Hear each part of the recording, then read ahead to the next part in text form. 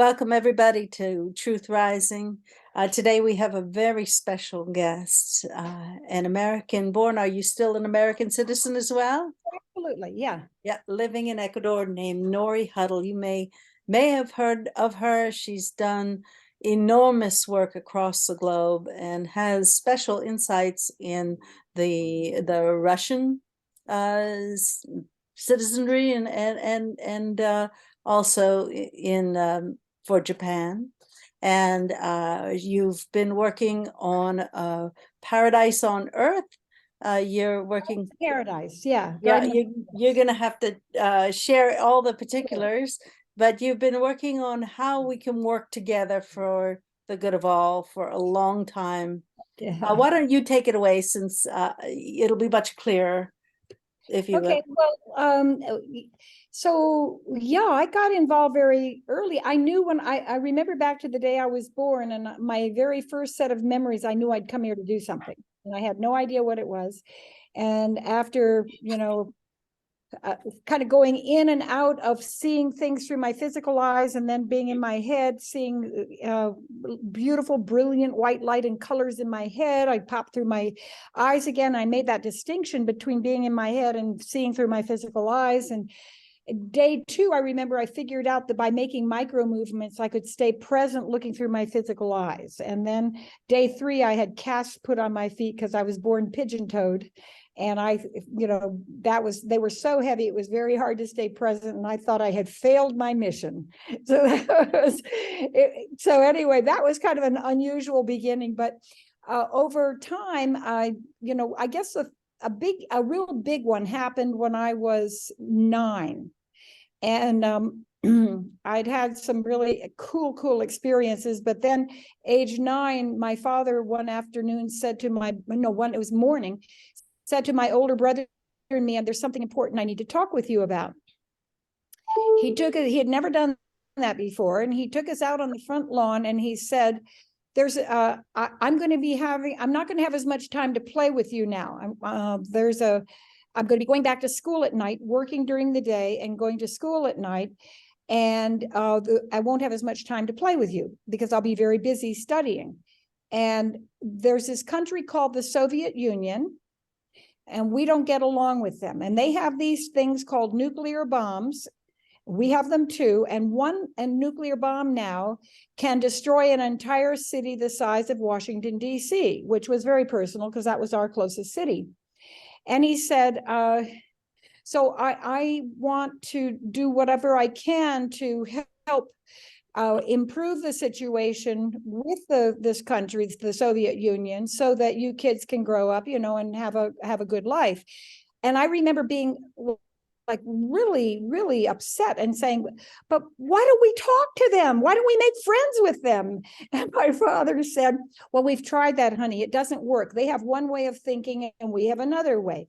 And I'm thinking to myself, well, are the adults hypocrites, because they're telling us kids to get along. And here they are not getting along.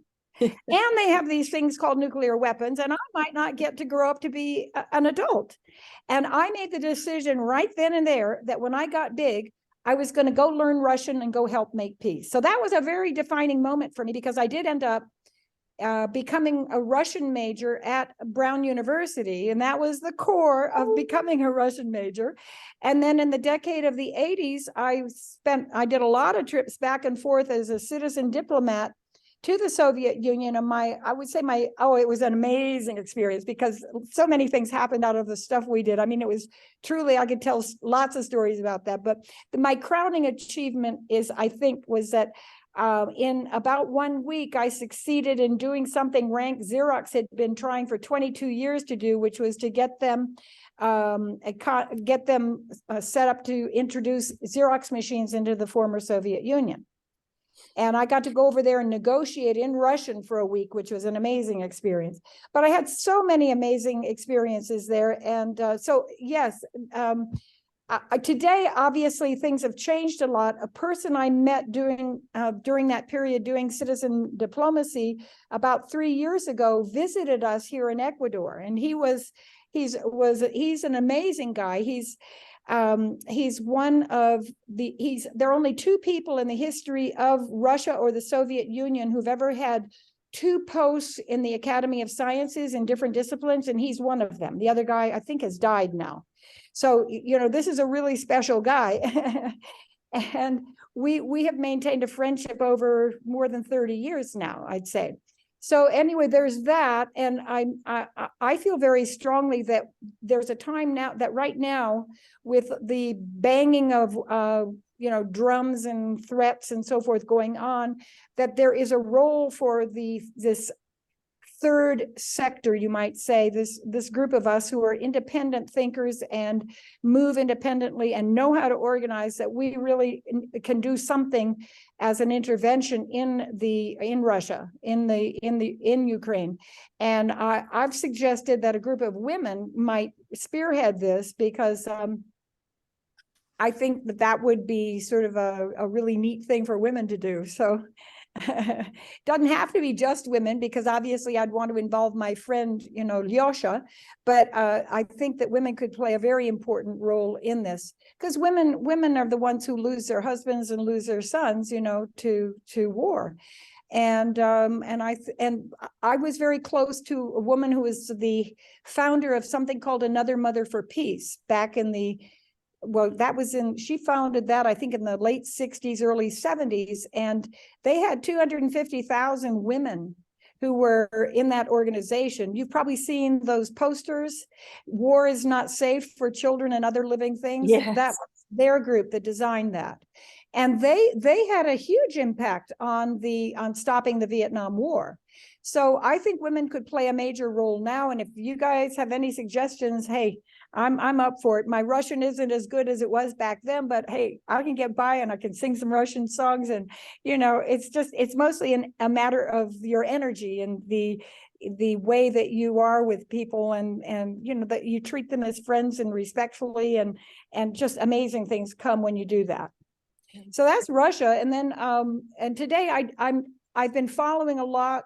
It's changing quite rapidly. I saw some things come in just this morning that I haven't had a chance to read, because I've been working on some other stuff here, and we've had some visitors. But oh, you just froze. Oh my goodness. I was hanging on every word. I hope you come back, Norie. That's usually a temporary Yeah. thing. So I like that idea of galvanizing the women, because my sense is that the people don't want to go to war. This is a politician's idea and banker's idea, as you know. We're waiting for Norie to become unfrozen. And in the meantime, until she does, I guess I'll share that I went to a high school that had a special section. Oh, she left. Maybe she'll come back. That had a special section of Russian studies. And I learned Russian dance. There was a Russian dance troupe in my high school, and the students that were also taking Russian got to go to Russia.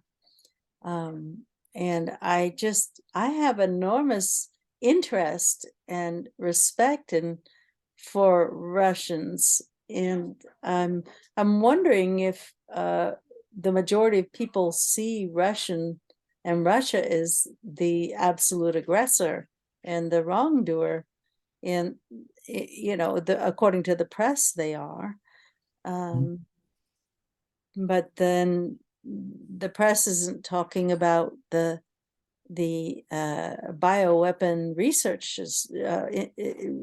that's been going on in Ukraine, and I doubt they're talking about Zelensky's. No, the mainstream, except for Tucker Carlson, the mainstream is utterly ignoring everything that might let any person suspect that the U.S. could possibly be to blame for the disaster in the Ukraine. They are turning the whole thing, again, every aspect of it. And I could name, a lot of different aspects of this whole thing. And it's always Russia's fault, and it couldn't possibly be the fault of the US. And that's the mainstream story. Well, they aren't. What I think is really interesting is they aren't playing up that Zelensky is ending the opposition party, ending democracy, and ending people's right to worship how they wish. Is she there? Back from Ecuador. Hi, we've been filling in. I don't know what happened because we have fiber optic now, so our connection's generally quite good. Oops, but there goes my, wait a minute, let me go back on. Okay. So let's see, I was saying that I've been following recent events. I saw a Scott Ritter piece that came in, and I think he's a pretty honest broker and quite knowledgeable.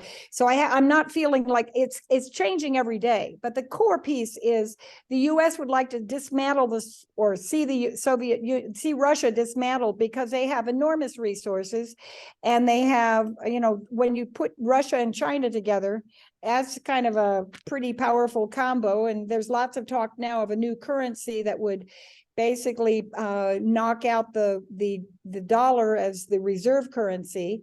So I think but there's Russia's a very big and has a lot of resources, amazing country, really. And I think the US is sort of feeling its decline.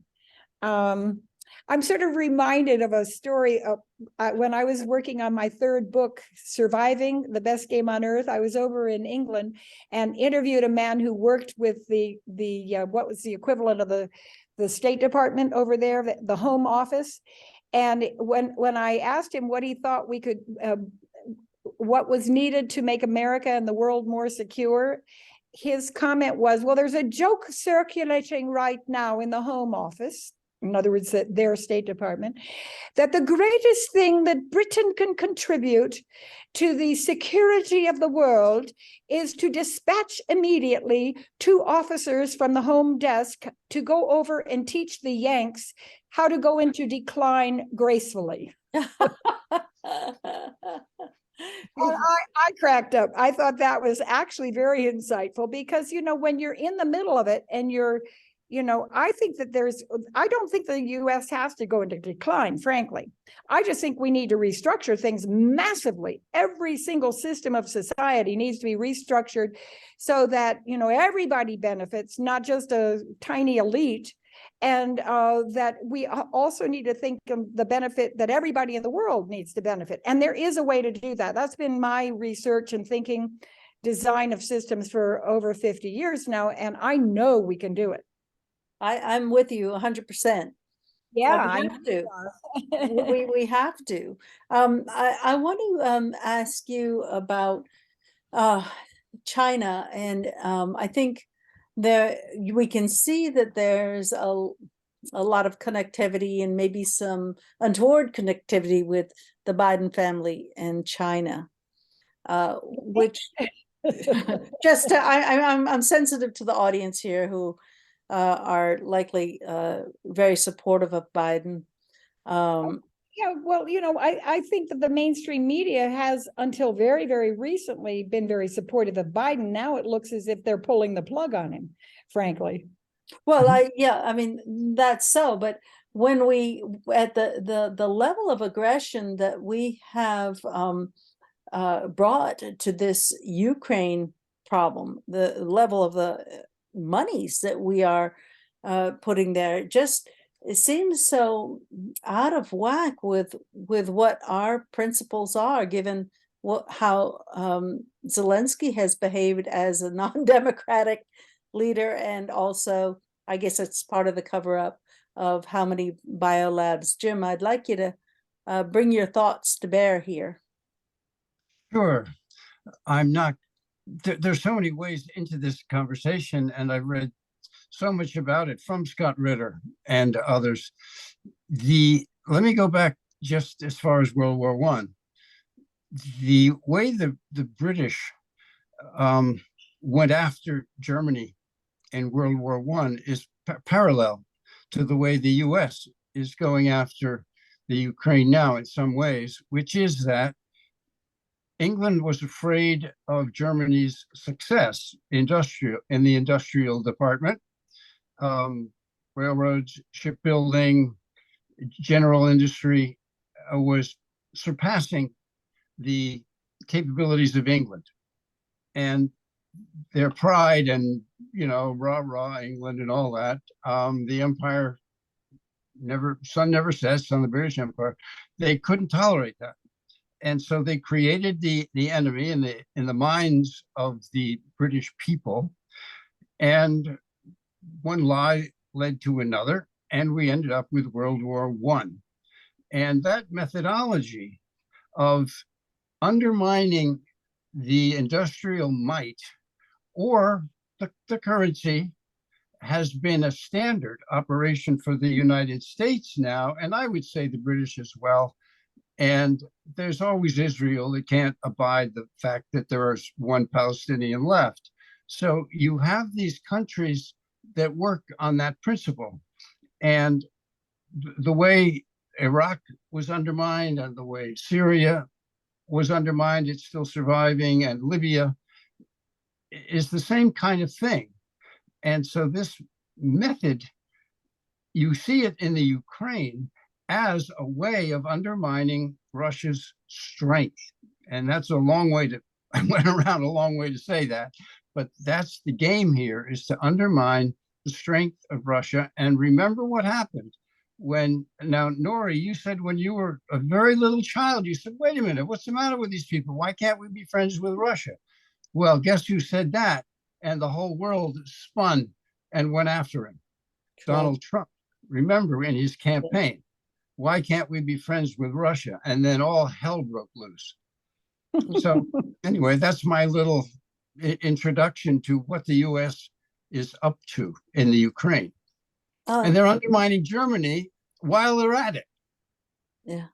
Well, I mean, they certainly are, because right now they're encouraging Germany to send tanks to Ukraine, and I think it's a setup because yes, it is. The head of the Duma just in the last few days said, be careful.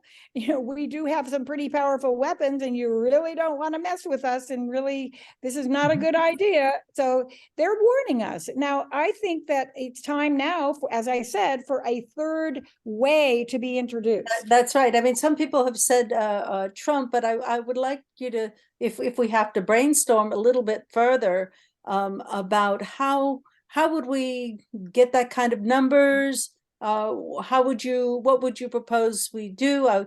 I'm very interested in hearing what your vision is.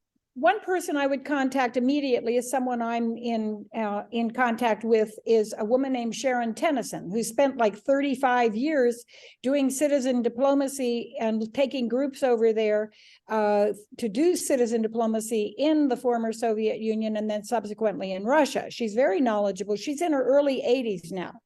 So, I'm going to be 80 in another year and a half. So, I'm up there. But I think it's possible with my friend Lyosha, who is really quite well placed and knows the key players. I think it would be, I've actually wrote him an email, this is about a month ago, and said, Lyosha, do you think there's anything we can do to change? He wrote me back and said, I was thinking about you just this morning. I will write you later, but he hasn't written me. So I don't know what the story is, but I figure that I can, pick that up again. I could have left it in his court. You just wait for the moment. I mean, honest to God, I have done so many interventions where it's just right there in the moment. You're guided to do it. I mean, some of them are incredibly dramatic and really make great stories, but I think that we're reaching one of those moments now. I call it a global Seabrook moment. And I think I sent you the story of Seabrook, where I stood up and totally changed the direction of what happened inside the National Guard armories when we were 1,414 of us were arrested at Seabrook and for trespassing, and it all ended up amazingly well. But it really is amazing what you can do when you stay. I say that when people say, what is your job? I say, I only have one job. And that is to stay connected as much as I can with the infinite eternal one. Because when I stay connected, I know what to say, I know what to do. It has saved my life. It has saved me from getting raped. It has stopped one time a demonstration of 10,000 from going violent in Japan, throwing myself between police and demonstrators with the police officer's face at one of those riot policemen, the big shields and the billy clubs, his face like this in my face, throwing myself just as he's throwing a punch into the one of the Japanese demonstrators' face. And I threw myself between them and prevent it from going violent. It was pretty amazing.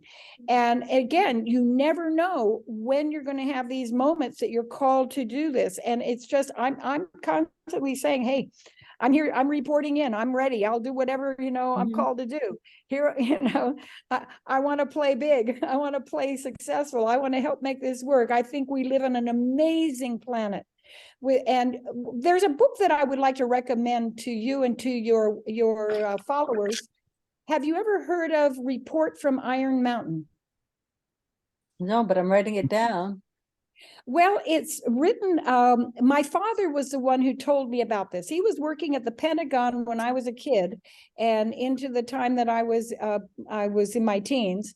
And it was a book that was circulated as a manuscript around the Pentagon. No one knew who had written it. It looked like an official report. Okay. It later was published by Dell paperback books as a novel.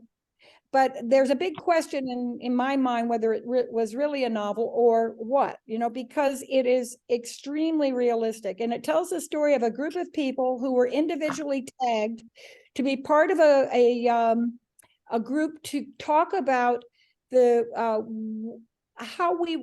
it would take to create a society that would be based on peace rather than war, because war had so many interesting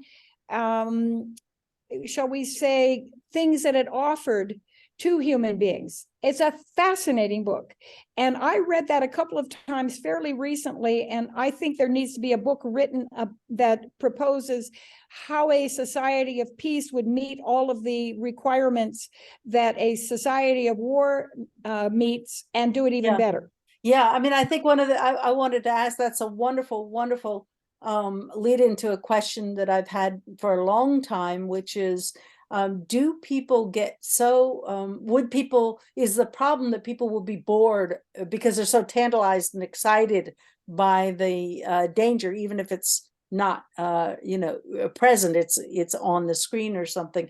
Do you think one of the challenges for humanity is to see peace, and I think we're talking about collateralizing peace, is that people might think it was boring or not fun? Totally agree. Okay. And I think it even goes beyond that, because I've given this a lot of thought and meditation, but totally agree that I think most people would consider that peace is probably boring and that it's not being talked about. Okay. It's not talked about. So that's there subliminally in people's minds that, imagining yourself sitting around and twiddling your thumbs and being peaceful, and how boring is that, right? So no, peace can be incredibly fun and interesting. And, we have civilizations in the past that teach us this. For example, the Minoan culture about 3,000 years ago, Riane Eisler, who's an old friend of mine, wrote a book called The Partnerships. I think it was called The Partnership Way or The Partnership Society, Riane Eisler. And Riane basically said that this is a society where men and women were equal. And that was a society that was very much involved in playfulness. Right. And, playing all kinds of interesting, challenging games, like, jumping from horseback to horseback and doing all kinds of nifty things. I mean, we have it today with hang gliding and with, extreme sports and things even, less extreme than that.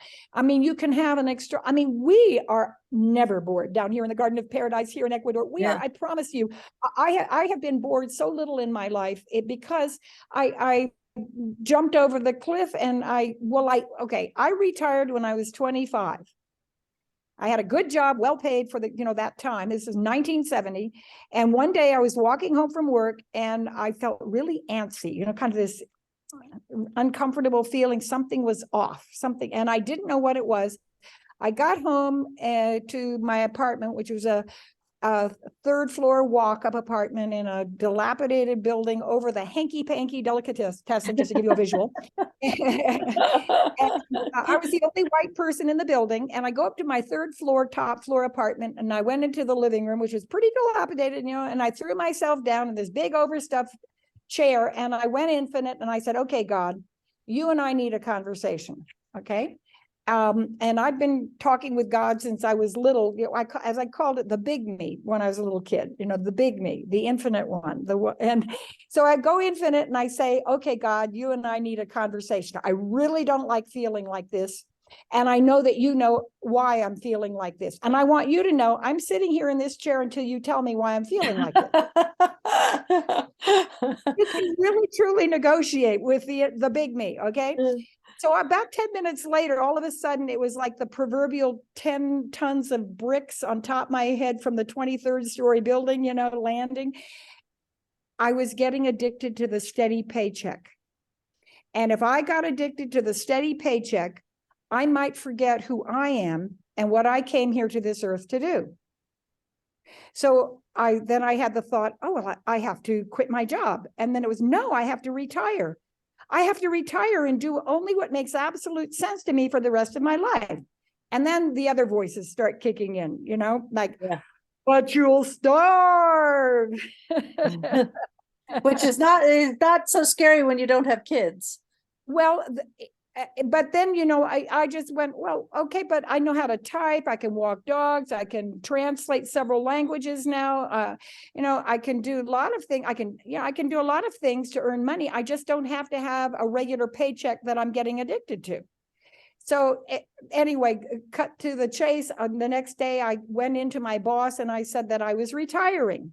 So I was 25 and I looked about 15, and my boss looked at me like, you're what? He couldn't believe me. And I said, I explained, you know, that I was getting addicted to the steady paycheck, and that if I get addicted to the steady paycheck, I might forget who I am and what I came here to this earth to do. He almost cried because he had gotten addicted to the steady paycheck. Yeah. And he was quite a number of years older than I. So anyway, at that point, I leaped over the cliff. You know, I think I gave 2 weeks notice. They tried to persuade me to take another job, a better paid job in the National Education Association. And I said, thank you, but I really need to do something new, do what my thing now. And the thing about it is that when you leap over the cliff, you discover you have wings. And everything changes. And I mean, I know both of you have leaped over the cliff and have discovered that you have wings. Everything changes. You're playing in a whole new game. And so later I designed something that I call the best game on earth. And that's, you know, you might want to give the link to your readers. Yeah, I thought we could I'm going to pull it up on. Yeah, it's bestgame.org, O-R-G, B-E-S-T. I'm just going to do, I'm going to do a screen share onto the rules of the game, okay? Oh, yeah, that's fun. Okay. By the way, while you're pulling that up, it took me 10 years to write those rules because slow and stupid and nobody handed me tablets. So, you know, and I wanted to test every single one of them before it became a game rule. And I think you're the one who added a bunch of other possible rules. Because great. I think they're more sort of they sort of fit within these rules, I think, and they're wonderful what you wrote. And I think that those would make great discussion topics, you know, as well. I wanted to keep it really simple. And, you know, one of the things that I realized when I was maybe halfway through the 10 years that it took me to write these was all of my rules were coming out positively framed. In other words, thou shalt rather than thou shalt not. And that almost all of the biblical rules are thou shalt not. And when the subconscious mind doesn't hear the word not, so we've sort of been programming ourselves in a negative way for a very long time. Well, I don't know if we have been. I mean, that's been, I think, my first idea of conspiratorial organization of people to give them negative directives, so they do the exact opposite of what the directive appears, and that will keep the priests or the ruling party more in control. So the 10 rules of the game, and the website is bestgame.org, and the first one is speak the truth. Yeah, and I think speak the truth is super important, because when you speak the truth, you're standing on a rock. Yep. And you know, I've been just working on some of the things, and it occurs to me how strange it is that we would have to go into court and swear an oath to say the truth. And that if we could only move forward where that is, everything that we speak is accepted either as our truth or put up to a standard of truth, without having this separate court sort of venue where you must be truthful. And if Yeah. that could be part of the transformation, that would be good. Well, I thought, see, my thinking of the game actually came out of an interaction with a Soviet diplomat. Okay, that's how the game concept was born, because, but that, maybe we should save that story for another time. But the 10 rules, what I wanted would be things that I could use in my own life to guide my own behavior that would work.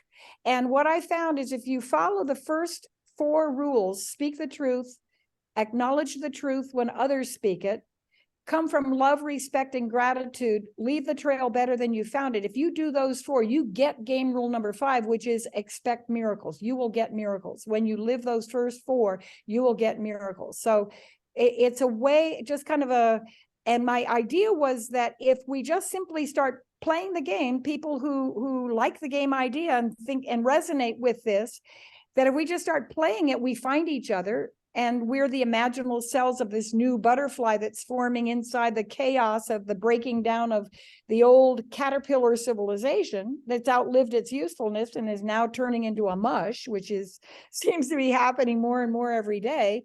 That we form something new, something different, something wonderful, which is the theme of my book, Butterfly, which is the first special project in the Best Game on Earth. And I think that people can find a very inexpensive copy of Butterfly at the bestgame.org website. And that's in less than 600 words with beautiful illustrations. It tells the story of the transformation of humanity, metaphorically, through the transformation of how a caterpillar turns into a butterfly.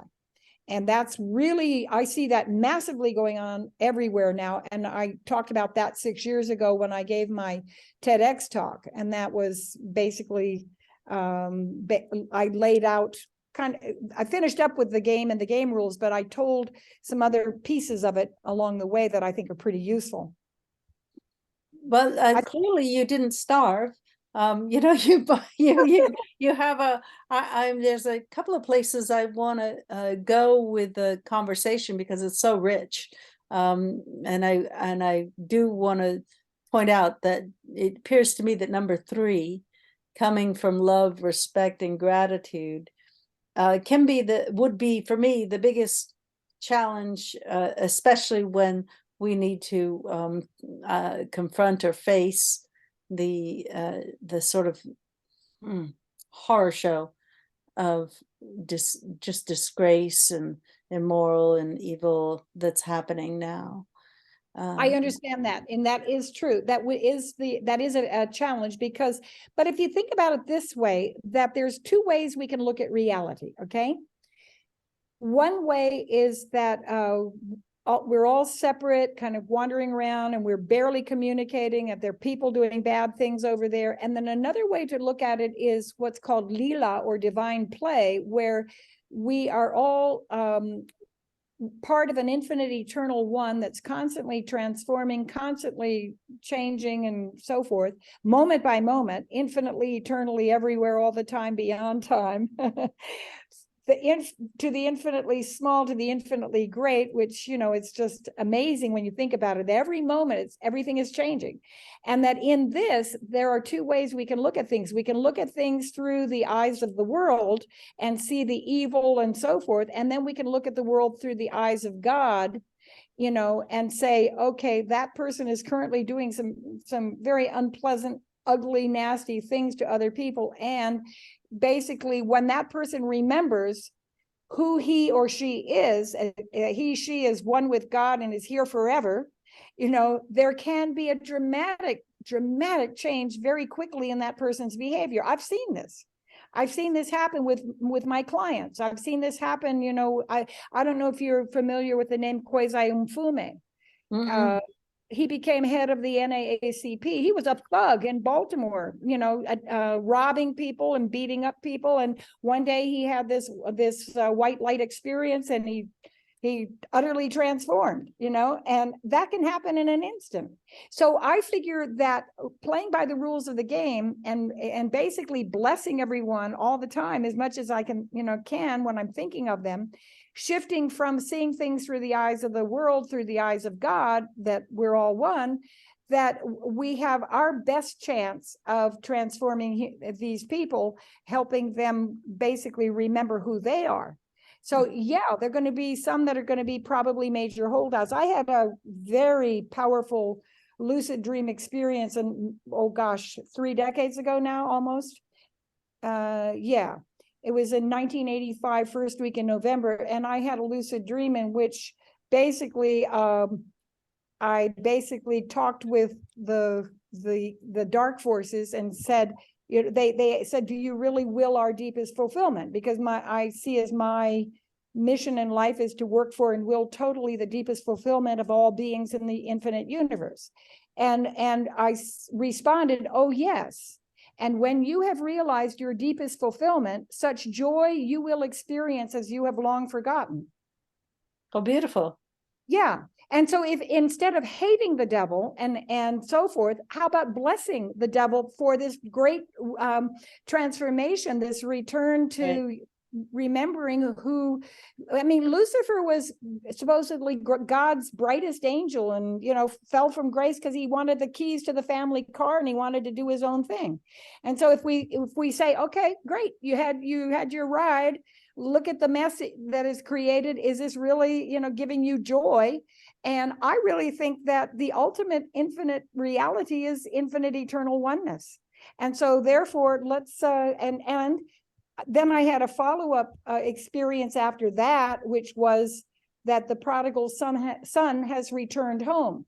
Okay, it started in a dream state and continued into the waking state. And I said, what does that mean? And the answer was Lucifer. So, in my reality, my personal experience of what's going on, we've already, because I went through a process there where I basically supported the return of Lucifer to the oneness. I kind of feel that we're playing out this great cosmic drama, and that we're really well on our way returning home, all of us, and that this is if we see it this way and experience this way, we have a very different view of how things are playing out. And it for me, it certainly does make me feel more calm, more, things are showing up that I couldn't have believed would show up in solving a couple of problems that we have. So I trust the process, that the infinite eternal one is really good. Mm-hmm. One of the questions I wanted to ask each of you is, do you think, and this is something I've arrived at, that's why I want to ask you, do you think that the key that we need to alter to get everywhere else is this how we do money, and whether does it appear to you that debt is violent the way it appears to me? And have you contemplated what a monetary system would look like that didn't have debt or taxation? And does that have merit in your idea of what peace, how we would get to collateralized peace? Do you want to speak to that first, Jim? Because I've been talking. Well, Emily and I have talked about this so much that I don't think we ought to take up, I don't think I want to take up your time by explaining monetary theory and how it ought to work, and how since 1694 it hasn't worked that way, and all the great examples where it has. That's kind of another program, and it takes a lot of. It might be a good program to have. And yes, I've given a huge amount of thought to money. Because one of the things that's happened that most people don't realize is we've moved from money as a tangible physical object, dollar bills, coins, and so forth, to money as an immaterial, infinitely creatable thing that's blips on a computer screen that can be infinitely created. And so, but we're playing by the old game rules of money. And I would say in the 4 revolutions of civilization in recent times, the American, French, Soviet, and Chinese, all 4 of them, one of the big things they did very early was to create a new money system. However, none of them went deep enough in analyzing the deep structures of the money system. And so you're pointing to something that I do consider to be an extremely important thing. And I agree with you that we don't need a debt-based system. I mean, why? The debt-based system basically is taking money from one person and paying it to someone else. And that why, if we have something we want to do that's really going to be of value, and that's also not really in part of the current design, that you can have things make huge amounts of money that don't have any value, like there are a lot of examples. I think we can all come up with them, but the truth is that we can create all the money we need to do everything we need to do without debt and without taxes. Taxes were, I think, probably illegally instituted in the US, and they basically were to siphon money off people who are earning wages so that this could go into the pockets of the already wealthy. Who have you ever seen the chart? Did you ever hear the name Marguerite Kennedy? Oh, yes. Okay, I got to meet her. She was a lovely person. I was over at a conference in Lebensgarten, the community they set up over in Germany. And she did a chart that was really interesting. It was, oh gosh, maybe 3 inches high by 5 inches wide. And it was 5 percentiles of 20% each of who made money and who lost money on interest, on the practice of interest. Right. The bottom percentile was almost at the bottom of the chart for losing money from interest. That's because just about everything we buy, part of the price of the refrigerator, say, is the money that was borrowed to produce that refrigerator. So people who buy a refrigerator are paying for interest on that refrigerator that's being paid by the person or the company manufacturing the refrigerator. And those who buy on credit over time are adding on to that a massive amount of interest. So the very poor are the ones who buy on credit, and are having to pay the highest amounts of interest. So they're like below the chart, the midline of the chart. And it goes up with the middle percentile, 20th percentile being a little bit above the midline, okay? And then the percentile on the far right, which is the top, I think it was 20%, their little bar goes above the line about as much as the people losing on interest goes below the line. Okay, but that's what's not on the chart, and what Marguerite Kennedy then describes is the top 1%, or I think it was even, she used the top 0.01%. If you were to draw a bar that would represent the amount of money they make on interest, it would be the height of the Washington Monument in relation to that little chart.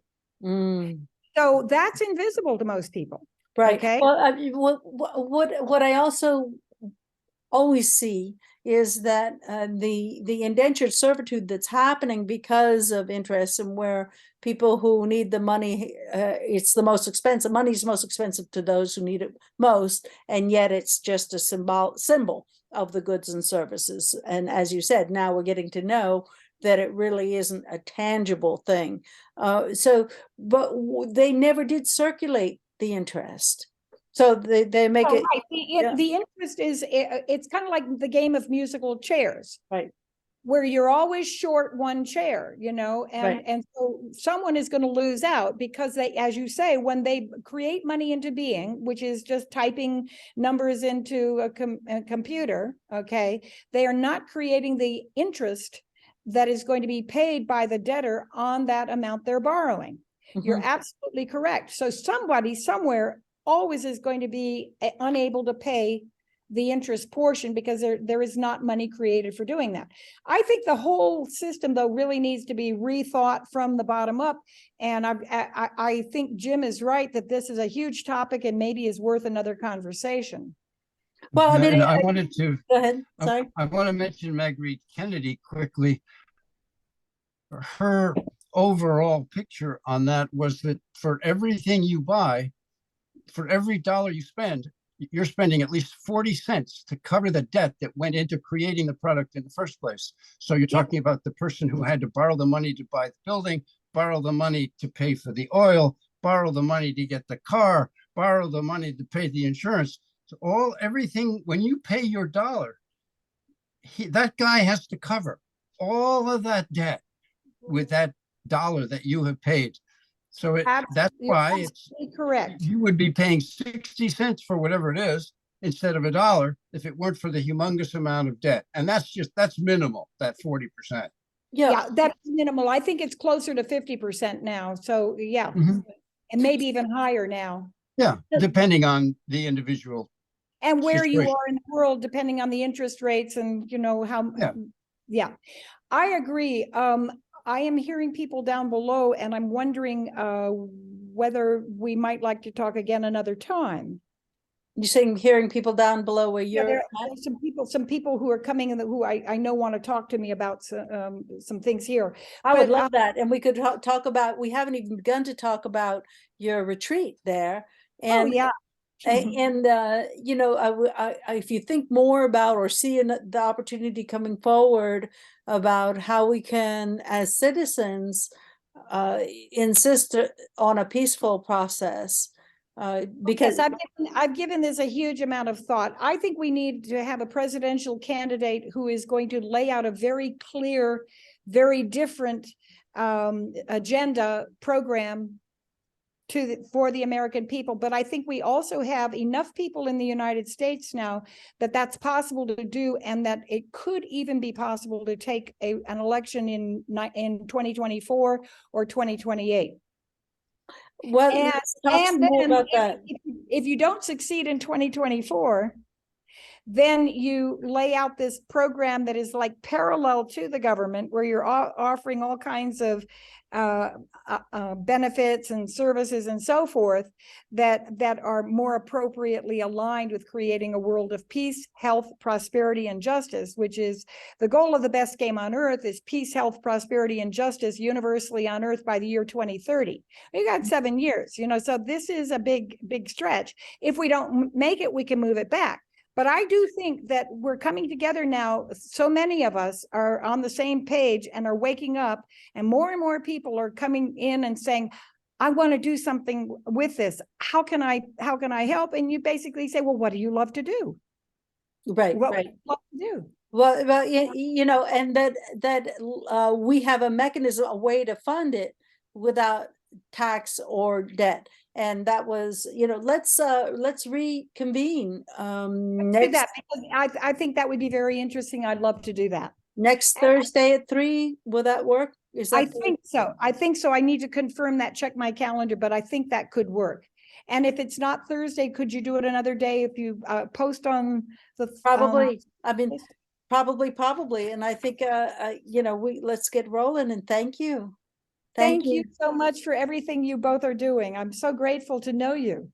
Oh, the feeling is so mutual. I'm just so tantalized with all of your life history. I want to hear all those stories and and what you've accomplished. I'm working on my memoirs right now, and so anyway, it's really been fascinating to go back through and remember stories from very young, you know, few days and moving forward, and just it's been a very different kind of life than most people's I know. And I'm sure that both of you have also had that experience, since you leaped over the cliff too and found you had wings. So let's continue this. And thank you so much again for everything you're doing. Thank you, Norie. All righty. Bye-bye, everybody. Blessings, butterfly blessings. Ciao.